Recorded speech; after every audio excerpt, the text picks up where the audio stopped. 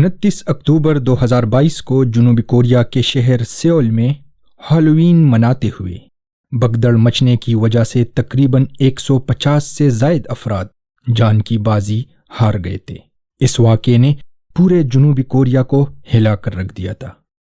اگلے ہی دن سے پورے ملک میں انٹرٹینمنٹ پارٹیاں اور مختلف شوز کینسل کر دیے گئے۔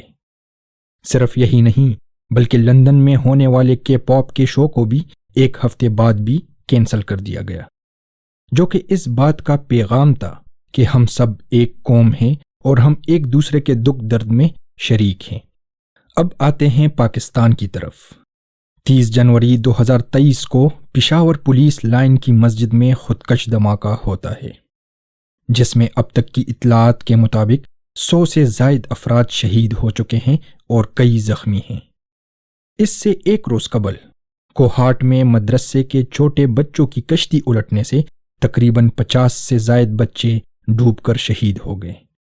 اس کے علاوہ پاکستان کے ہی علاقے لزبیلا میں بس کو درپیش حادثے کی وجہ سے تقریباً 41 لوگ اپنے خالق حقیقی سے جا ملے۔ تقریباً 200 کے قریب ان اجتماعی اور افسوسناک اموات کے باوجود پاکستان کے شہر لاہور میں پشاور دھماکے والی رات ہی کیفی خلیل کا میوزک کنسرٹ پورے دھوم دھام سے ہوتا ہے۔